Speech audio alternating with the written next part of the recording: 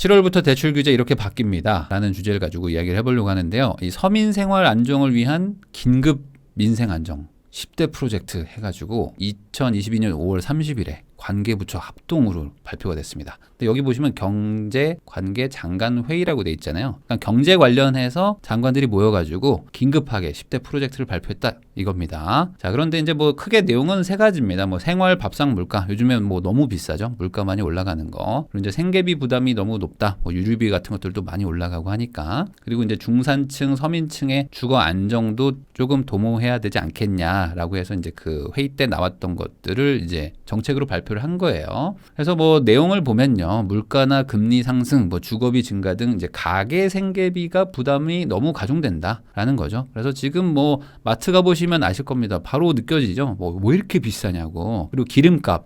와, 기름값 장난 아니죠. 저도 보통 8만 원 정도 주유하는데 옛날에는 그래도 꽤 한 3분의 2 정도는 찼던 것 같은데 지금은 뭐 반이 안 차는 것 같아요. 어쨌든 뭐 그런 것들을 너무 이제 부담이 가중되니까 이제 조금 뭐 특단의 대책을 만들겠다 한 거죠. 근데 저희가 이제 가장 궁금해하는 거는 그러면 여기서 부동산 대책이 있냐 이거겠죠. 자, 그래서 여기에 이제 주거 안정 대책에 나와 있는 부분이 있는데 바로 이겁니다. 정부는 민생 안정을 뭐 최우선 순위로 할 건데 그래서 과도한 중산 서민층 주거 부담도 정상화하겠다. 그래서 여기에서 지금 세 가지가 나온 겁니다. 보유세 완화, 거래세 완화, 금융 접근성 제고. 근데 이게 단어가 좀 어려워요. 근데 그냥 세금을 조금 깎아주고 그리고 대출을 좀 더 많이 해주겠다 이겁니다. 자, 그러면 이제 하나씩 볼게요. 자, 보유세를 완화하겠다. 그래서 보유세라는 거는 이제 재산세가 있고 종부세가 있는데 이게 왜 완화를 해야 되느냐? 이 공시가격을 너무 많이 올려놨다. 그러니까 이 공시가격이 이제 세금을 부과하는 기준 가격입니다. 근데 이거를 조금 낮추겠다. 얼마나 낮춘다고요?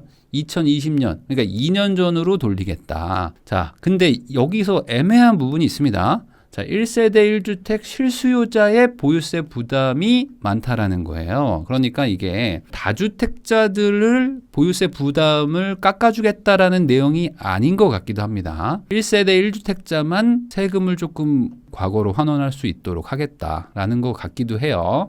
자, 그럼 이걸 어떻게 하느냐. 재산세는 21년 공시가격을 적용을 하면 어쨌든 1년 전 세금으로 돌아가니까 좀 낮아질 것이고 종부세는 21년 공시가격을 적용하고요. 근데 이것도 높다. 그러니까 어떻게 해야 되냐. 공정시장가액 비율을 인하해서 더 좀 감소를 시키겠다라는 겁니다. 그러니까 결국에 기준이 되는 세금 가격을 낮추든지 아니면 이 할인율을 높여가지고 세금 감면을 하겠다는 건데 얼마나 올랐는지를 한번 보면요. 2022년 그러니까 올해죠. 올해 아파트 기준으로 대부분 종부세나 뭐 보유세 부담 같은 것들은 아파트가 많습니다. 그러니까 아파트의 공시가격을 좀 보면은 전국적으로요. 2020년도에 17.22%가 올랐습니다. 그러니까 거의 뭐 한 5분의 1 정도 세금이 오른 거나 뭐 마찬가지의 느낌인 거예요. 그러니까 전국적으로 그렇고요. 뭐 서울은 한 14.2%, 많이 오른 곳이 이제 인천 같은 데는 30%가 올랐습니다. 그러니까 인천 분들 입장에서는 물론 집값도 많이 올랐지만 세금도 많이 올랐죠. 그리고 21년도를 보면은 세종시는 70%가 올랐어요. 그러니까 세금이 70% 올랐다는 거나 마찬가지입니다. 물론 세율까지 곱하면 더 많이 올랐겠지만. 그러니까 이 17.22%를 기본적으로 환원하는 거죠. 22년도 걸 적용 안 하고 21년도 걸 적용을 할 거니까 17% 올라갈 거를 안 올려주는 것만으로도 감면이죠. 자, 그런데 20년도로 환원한다고 했으니까 여기 21년도에 19.5%가 오른 거 있잖아요. 이거를 낮추려고 하는 것 같아요. 그러면 이거를 어떻게 낮출까? 아까 말한 공정시장가액 비율, 이 할인율이죠. 곱하기 할인율을 이거를 조금 어떻게 좀 조정을 해가지고 낮추려고 하는 게 아닌가 그렇게 보입니다. 물론 이거를 낮출 수 있을지 없을지는 아직 좀 지켜봐야 됩니다. 정치적인 좀 쟁점이 될 것 같아서. 자, 그런데 이제 아까도 말씀드렸듯이 문구를 잘 보면요. 이게 1주택자와 다주택자를 구분한 걸로 보여요. 그러니까 이 공정시장 가액 비율도 이걸 두 개로 하려고 하는 건지 잘 아직까지는 모르겠어요. 그러니까 1주택자는 뭐 예를 들어 80%로 적용을 하는데 다주택자는 그냥 100으로 간다. 이런 거일 수도 있을 것 같기도 하고요. 그리고 공시가격을 뭐 1주택자는 2021년도 버전을 뭐 적용하는데 다주택자는 그냥 22년도 버전을 적용한다라고 볼 수도 있거든요. 그러면 이것도 사실 경우의 수가 너무 많아지면서 이것도 되게 애매하게 하는 건데 여기에 대해서는 아직까지는 명확하게 나오지는 않았습니다. 근데 어쨌든 1주택자는 확실하게 감면하겠다라고 지금 발표가 됐습니다. 자, 그리고 두 번째로 거래세 완화가 있습니다. 그래서 일시적 2주택자의 취득세와 양도세 중과를 빼주겠다라는 겁니다. 이게 일시적으로 내가 이사 갈 집을 먼저 산 다음에 당장은 이사 안 가고 나중에 이사 가는 분들 있잖아요. 근데 그런 분들이 이게 약간 투기성이 있다 해서 지난 정부에서는 1년 안에 기존 집을 팔아라. 이 규제 지역에서는요.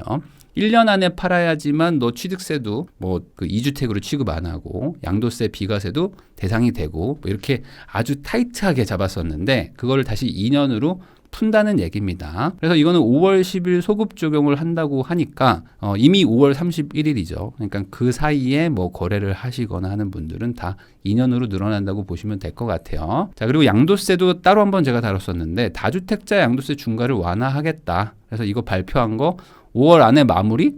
근데 이제 5월 말이란 말이죠, 오늘이. 그러니까 뭐 다음 주나 뭐 나올 것 같습니다. 그래서 이제 일시적 2주택자는 앞으로는 이제 2년 안에 팔면은 취득세도 중과가 안 되고 그리고 양도세 비과세 조건이시면 그것도 해당이 된다. 라고 보시면 될 것 같습니다. 그리고 이 양도세 부분도 조금 더 설명을 드리면 그 두 채 중에서 마지막 한 채가 또 1주택이 됐을 때는 다시 재기산을 한다 해가지고 1주택 된 걸로부터 소유 2년, 거주 2년 뭐 이걸 또 따졌었는데 이것도 이제 삭제하겠다. 그러니까 이제는 마지막 한 채는 과거에 2년 보유하고 뭐 거주까지 했다면은 또 추가로 2년을 보유할 필요가 없이 바로 비과세를 하겠다라는 것도 있고요. 그리고 다주택자 중간에 1년 배제하는 거 다시 한번 명확하게 이야기를 했습니다. 네. 그리고 다음으로 금융 접근성 해가지고 생애 최초. 그러니까 이것도 또 애매해요. 한번 제가 좀 설명해 볼게요. LTV 완화하고 DSR 장래소득 반영을 확대하겠다고 했는데 자 보세요. 문구만 보면요. 생애 최초 주택 구입 가구 LTV 상한을 완화하겠다라고 돼 있습니다.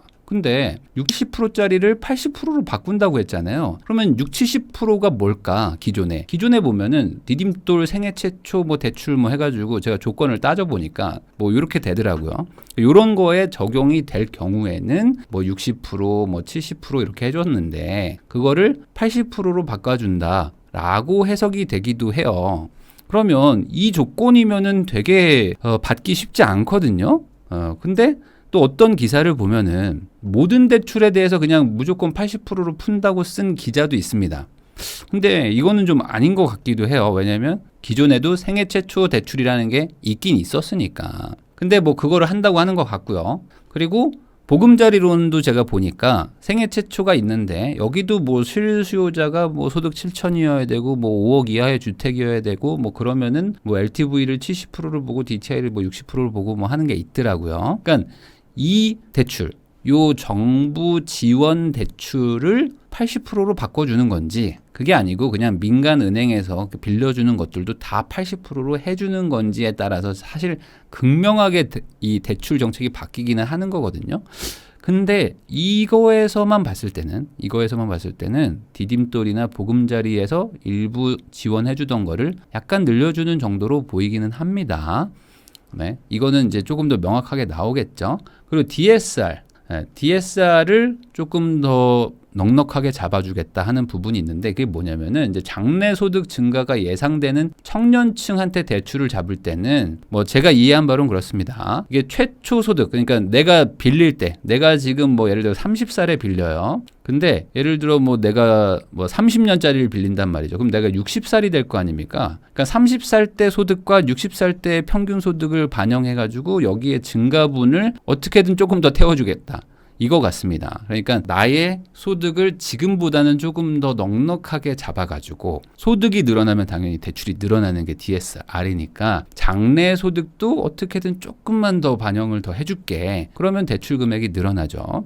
대신에 금리가 오르기 때문에 이제 대출 금액 총액이 또 낮아지기도 하는데 그래서 실질적으로 더 늘어날지는 좀 따져봐야 됩니다. 자, 그리고 이제 초장기 모기지 이게 있어요. 초장기 모기지가 뭐냐면은 지금은 40년짜리까지 있거든요. 근데 이거를 이제 50년으로 해주겠다. 그러면은 여기 보면 청년이나 신혼부부 대상으로 초장기 모기지를 출시하는데 222만 원짜리가 206만 원으로 준다. 10년 정도 더 늘려서 원금을 상환하니까 당연히 DSR에서 원금 상환 비율이 낮아지니까 조금 더 빌릴 수 있잖아요. 그래서 같은 5억을 빌리는 경우 한 달에 222만 원인데 이게 206만 원으로 줄어드니까 좋지 않냐 뭐 이렇게 표현을 했는데 사실 이렇게 할 사람은 없죠. 왜냐하면 222만 원으로 40년에 5억을 빌릴 사람이면 50년을 쓰면서 뭐 5억 뭐 5천 뭐 이렇게 빌리겠죠. 뭐 5억 6천 뭐 이렇게 빌릴 겁니다. 맞죠?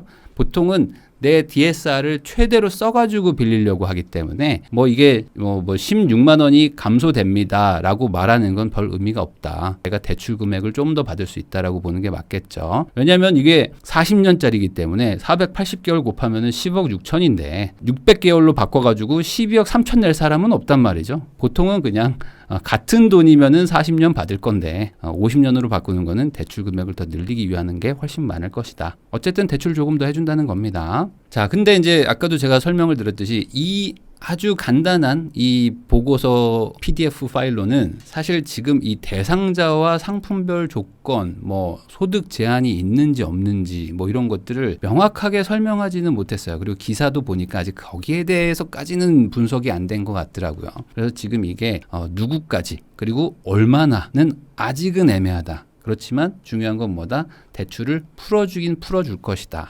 그리고 종부세, 재산세도 어쨌든 깎아준다고 확실하게 말은 했습니다. 그러니까 깎아준다고 말은 했는데 안 깎아주면 또 이제 거기서 또 문제가 생기니까 이 부분을 또 어떻게든 풀려고 하긴 하겠죠. 그러니까 이런 거를 우리가 이제 어떤 판단을 할 때 조금 고려는 할 필요는 있다. 물론 이제 법 개정할 일들도 많고 뭐 아직 뭐 산 넘어 산이기는 하지만 그래도 좀 반영된다는 거, 그리고 이제 일시적 2주택에 대해서는 그래도 확실하게 풀어준다는 거, 이 정도만 돼도 사실 훨씬 좀 문신의 폭이 좀 넓어지죠. 1년 안에 사고 팔고 하라고 하는 건 사실상 힘들었는데 이제 전세 끼고 뭐 집을 샀다가 그 세입자가 나가면서 내가 이사 가면서 지금 집을 파는 뭐 이런 것들이 이제 가능해진다. 그리고 이제 대출 부분은 사실 뭐 행정지도 사항이기 때문에 정부가 마음을 먹으면 바로 바뀝니다. 그래서 3분기라고 적어놨지만 사실상 뭐 7월부터는 반영되지 않을까. 그리고 이 초장기 모기지는 8월에 상품이 나온다고 하니까 어쨌든 7월부터는 이래나 저래나 대출 규제가 조금씩 풀릴 것이다. 그러면은 이런 상품을 사용할 수 있는 그런 물건들 위주로 어쨌든 매수세가 조금은 더 붙을 겁니다. 물론 금리가 상승하는 부분에 대한 부담이 있지만 그래도 내 집 마련을 하려는 분들은 있을 것이고, 그리고 내 집 마련을 하지 않더라도 어차피 전세나 월세를 살아야 되기 때문에 이제 계산기를 두드려 보시겠죠. 근데 이거는 사는 게 맞겠는데 하는 지역들 위주로 매수세가 다시 조금은 살아날 것 같다라는 게 저의 생각입니다.